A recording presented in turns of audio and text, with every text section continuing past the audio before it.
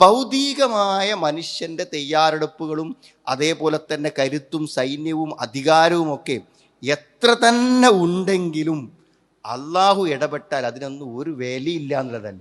ഫിർഔൻ എന്ന് പറയുമ്പോൾ തന്നെ ചരിത്രം വായിക്കുമ്പോൾ പോട്ടെ, വിശുദ്ധ ഖുർആൻ ഫിർഔനെ കുറിച്ച് പറഞ്ഞ വാക്കുകൾ കേൾക്കുമ്പോൾ എന്തുമാത്രം ശക്തനും എന്തുമാത്രം ക്രൂരനുമായിരുന്നു. സഹോദരങ്ങളെ, വളരെ ന്യൂനപക്ഷമായിട്ടുള്ള ബനൂ ഇസ്രായേലുകാർ ഏറ്റവും വലിയ പ്രതിസന്ധി അനുഭവിക്കുന്ന സന്ദർഭത്തിൽ അള്ളാഹു അവരുടെ ജീവിതത്തിൽ ഇടപെടുകയാണ്. എന്താ സംഭവിക്കുന്നത് നിങ്ങൾ ആലോചിച്ച് നോക്കൂ. നിങ്ങൾ സത്യത്തിൽ ഒരു ബനൂ ഇസ്രായേലുകാരനെയും ഈജിപ്തിൽ അവശേഷിപ്പിക്കാത്ത വിധം ആട്ടി ഓടിക്കാൻ മുഴുവൻ ആളുകളെയും ഒരുമിച്ച് കൂട്ടിയിട്ട് ഇവരെ ആട്ടി ഓടിക്കാൻ വേണ്ടി നാട്ടിൽ നിന്ന് തുരത്താണ്. നാട്ടിൽ എല്ലാവരും പാടെ കൂടിയിട്ട് അവിടുന്ന് രക്ഷപ്പെടാൻ വേണ്ടി പോകുമ്പോൾ അവരെ ആട്ടി ഓടിക്കുന്നതിൻ്റെ ആവേശത്തിൽ പിറകെ വരുന്നവരാണ് ഫിർഔന്റെ സൈന്യം എന്ന് പറഞ്ഞാൽ.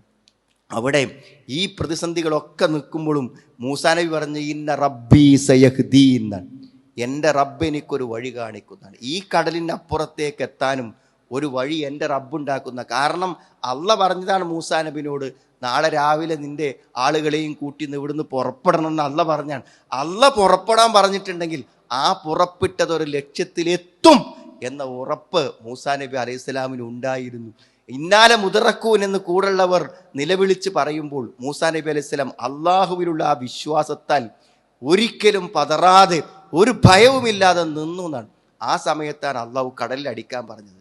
കടലിൽ അടിച്ചപ്പോൾ എന്താണ്? ഫംഫല കുല്ലു ഫിറക്കെന്നാണ്. അതായത് എല്ലാ ഗോത്രങ്ങൾക്കും ഓരോ വഴിയാണ് തുടർന്നത്. കടലിൽ ഓരോ ഗോത്രങ്ങൾക്കും മറികടന്നു പോകാനുള്ള ഓരോ വഴികൾ, മനസ്സിലായി? ആ വഴികൾ കാണുമ്പോൾ ആവേശത്തോടു കൂടി ആ വഴിയിലേക്ക് ഇറങ്ങാണ് ശത്രുക്കൾ ചെയ്യുന്നത്. അവസാനം എല്ലാവരും കരക്ക് കയറുകളും ആ ശത്രുക്കളെ മുഴുവൻ നശിപ്പിക്കും. അള്ളാഹുവിൻ്റെ ഒരു ഹിക്മത്ത് നമ്മൾ ആലോചിച്ച് നോക്കും നിങ്ങൾ. ഇപ്പോൾ സഹോദരങ്ങളെ, സുഹൃത്തുക്കളെ, നമുക്ക് അതിലൊക്കെ വലിയ സന്ദേശങ്ങളുണ്ട്. ഭൗതിക സന്നാഹങ്ങളോ ഭൗതിക സാഹചര്യങ്ങളോ നമ്മളെ നിരാശപ്പെടുത്തുമ്പോൾ നമ്മൾ നിരാശപ്പെടാൻ പാടില്ല. നമ്മൾ പണമാവട്ടെ, ആരോഗ്യമാകട്ടെ, എന്താവട്ടെ, നമ്മുടെ പ്രതികൂലതകൾ അല്ലെങ്കിൽ ഭരണപരമായിട്ടുള്ള രംഗത്തുള്ള അക്രമങ്ങളാകട്ടെ, ഒറ്റപ്പെടുത്തലാകട്ടെ, എന്ത് വന്നാലും നമ്മൾക്ക് ഈ ശക്തികൾക്കൊക്കെ അപ്പുറത്താണ് അള്ളാഹുവിൻ്റെ ശക്തി എന്ന് നമുക്ക് വിശ്വസിക്കാൻ പറ്റണം.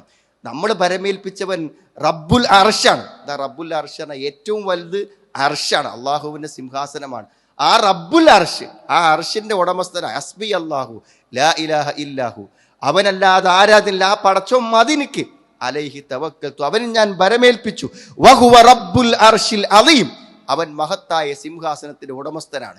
ഇന്ന റബ്ബി സയഹ്ദി, എൻ്റെ റബ്ബ് എനിക്കൊരു വഴി കാണിക്കും എന്ന് പറഞ്ഞ് ആശ്വാസത്തോടെ സമാധാനത്തോടെ ഒരു പതറാതെ നിൽക്കാൻ മൂസാ നബി അലൈഹി സ്വലാമിന് പറ്റിയത് ആ അള്ളാഹുവിലുള്ള അചഞ്ചലമായ വിശ്വാസമാണ്. സുഹൃത്തുക്കളെ, ഇത് മൂസാ നബി അലൈഹി സ്വലാമിൻ്റെ മാത്രം ചരിത്രമല്ല, പ്രവാചകന്മാരുടെയൊക്കെ ചരിത്രത്തിൽ ഇത്തരം സന്ദർഭങ്ങളെയും സമയങ്ങളെയും നമുക്ക് കണ്ടെത്താൻ പറ്റും.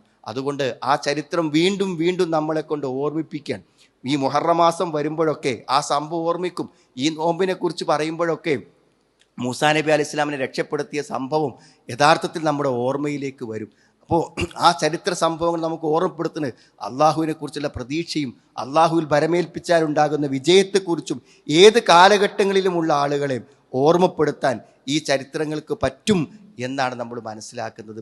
അതുകൊണ്ട് അള്ളാഹുവിലേക്ക് മടങ്ങാനും അള്ളാഹുവിൽ ഭരമേൽപ്പിക്കുവാനും ഏത് പ്രതിസന്ധികളെയും അള്ളാഹുവിലെ വിശ്വാസം കൊണ്ട് തരണം ചെയ്യാനും നമുക്ക് പറ്റണം. ഈ വിശുദ്ധമായ മുഹറം മാസത്തിൻ്റെ പവിത്രത മനസ്സിലാക്കുകയും ഓരോ സന്ദർഭത്തിലും ഇസ്ലാം നിർദ്ദേശിച്ച കാര്യങ്ങളെ അതറിയേണ്ട വിധം മനസ്സിലാക്കേണ്ട വിധം മനസ്സിലാക്കി അതിനോട് അതിൻ്റെ ആദരവിലും ബഹുമാനത്തിലും പെരുമാറുക എന്നുള്ളത് വിശ്വാസികളായ നമ്മുടെ എല്ലാവരുടെയും കടമയാണ്, നമ്മുടെ എല്ലാവരുടെയും ബാധ്യതയാണ്.